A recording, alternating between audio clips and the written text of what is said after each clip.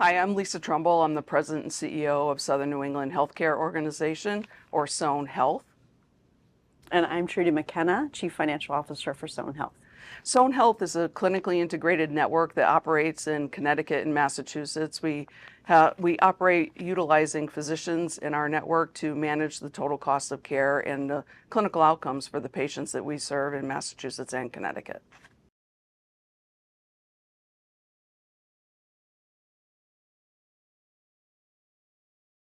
We made the decision to switch our partner, our pharmacy benefit manager partner, in 2021 when we converted to a self-insured plan and recognized that our pharmacy spend was escalating at a faster rate than at any other part of the healthcare expenditures.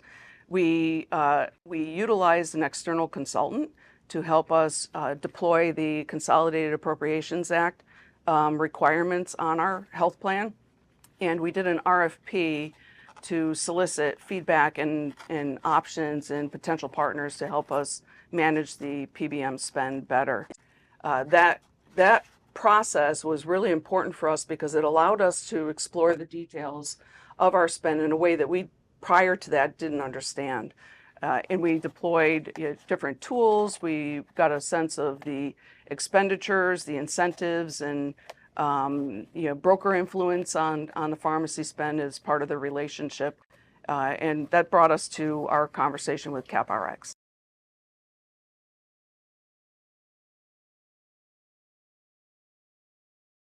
So during the RFP process, we brought in multiple comparables to what we currently had with our TPA. We looked at two other options, one that our broker brought us and then another outside from CapRx. It was really a learning process for me. We learned a lot about how the spend happened. We looked at the various ways, the various models, the pricing models, and that was really helpful for us to then make some decisions as we made a change to CapRx.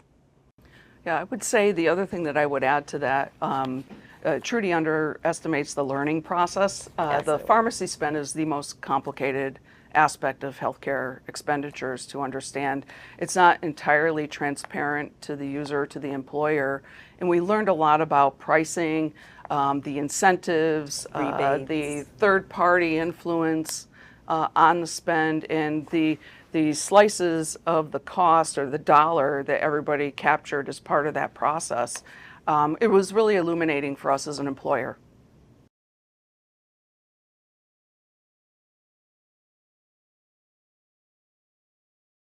So again, as it was a learning process, we learned about the NADAC pricing model. It allows you to have more transparency on the various levels of the spend that goes through the process for PBMs. So we went through that process and understood the various pieces of it. And it also allowed us to then even out the revenue spend or the expense spend throughout the process. So that helped us make the decision. I think the other thing that it helped us with, first of all, we didn't know NADAC existed, right? Everybody's used to the average wholesale price, and the wholesale price is inflationary, where the NADAC pricing is somewhat stable or deflationary. We don't have the same escalation in costs on an annual basis because it's not tied to an average wholesale price.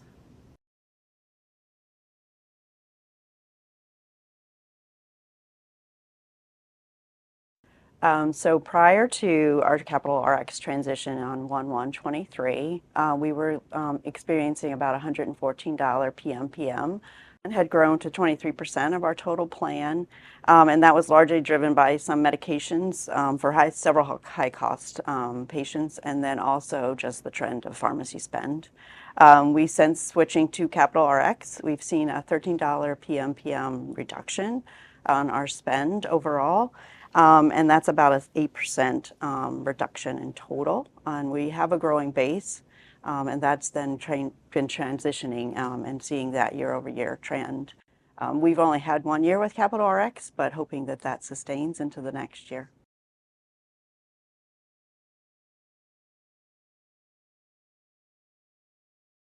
So I do feel like we do.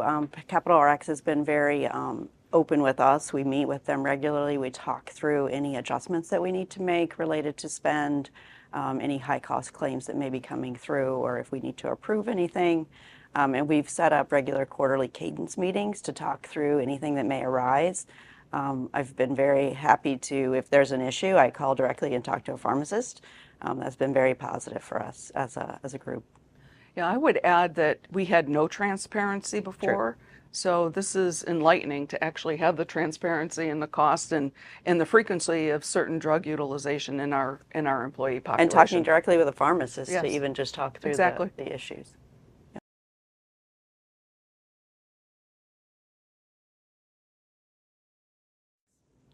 So implementation was very smooth. The team, we had kind of made a last minute decision for our new year. They jumped in, had a project plan. We had meetings regularly to plan for the transition. They're very dedicated and focused and helped us get to a 1/1 kickoff. Our employee members experienced being able to utilize the CapRx program ahead of us making this transition by utilizing the discount program. And I can say for myself that I've had family members that have used the discount card and have benefited hugely from reduction in out-of-pocket costs just by using the discount card, more so than what they would have gotten with a GoodRx or another program.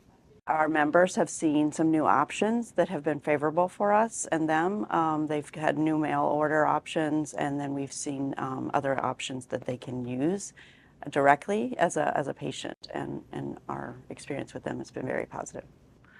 I would say as a CEO of an organization that's gone through this implementation, most often CEOs are reluctant to make significant changes in their health plan because they don't want to disrupt the employee population. They don't want to hear the complaints from the employee population.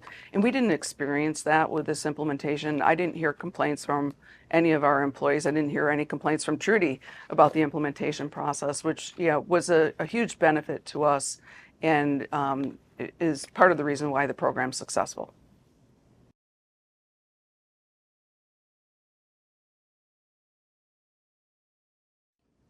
I would say Capital RX's client service model was excellent throughout the process. They were very helpful at exposing the black hole of pharmacy spend in your employee benefit plan. They held our hand through the whole process of the transition, the implementation, and have been there for ongoing questions and improvement actually in the way our employees are utilizing the product and the services. They continue to roll out additional options for us to utilize to reduce our spend, and they've been there holding our hand the entire way. So I would say that their service model has gone a long way to build trust with us as an employer, but also trust within our employee population. And me directly, I work with the account management team, and they're very dedicated. They're very focused on getting us what we need. They'll reach out, we'll connect regularly, so I think it works really well with me and our HR team. So.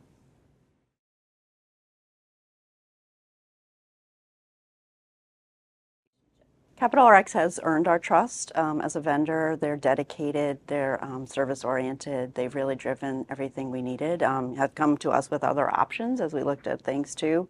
And I think it's a very positive thing. As part of the RFP process, our TPA transitioned with us, and they are now actually offering CapRx to other clients that they have. So it's been very positive overall.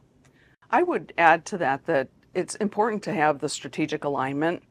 And for an employer, our strategic alignment is to give our employees access to the pharmaceutical benefits that they need in order to improve their health, and to do it in a way that is economical, efficient, and effective.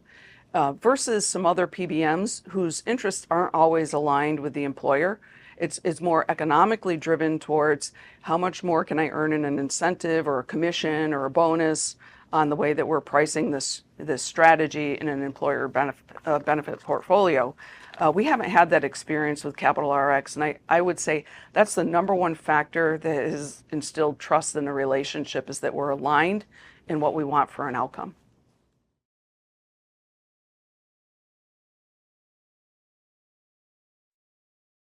So it's important to ask really detailed questions, right? As I've learned in this process, you really have to understand what's under the hood, asking about the incentives, the rebates, the specialty pharmacy costs, administrative fees, and then understanding how that then implicates the cost for your organization.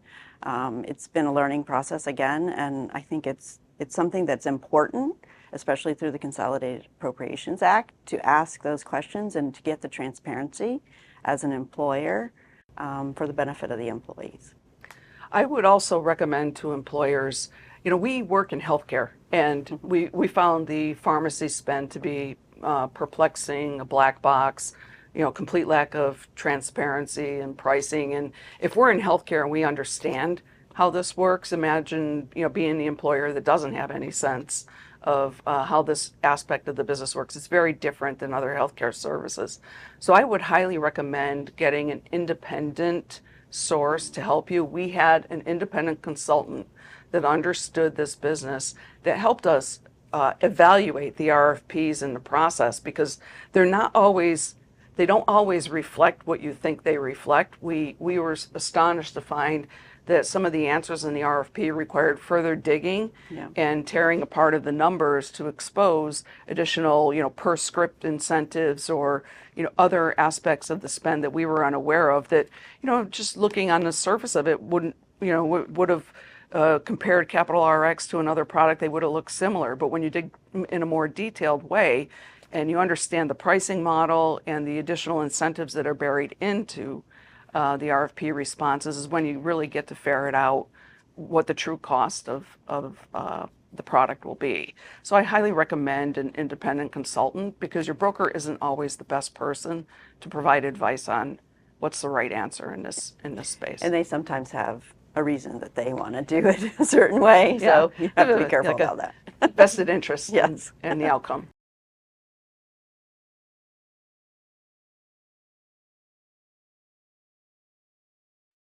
I would say the best part about having Capital RX as our PBM partner is that it's a real partnership. It's not, they're not like a company that comes in, parachutes in, says, here's your pharmacy plan, and then they walk away and you don't ever see them again until the next year when you have to go out and bid your health insurance again. We have an ongoing relationship with them, and that's incredibly helpful, and it's different in the industry. And they're invested, I think, Capital RX is, and differently than our previous PBM. It was very distant, and so you didn't really have discussions or plan anything out. So it really has helped us think about options and what's the best option for our organization.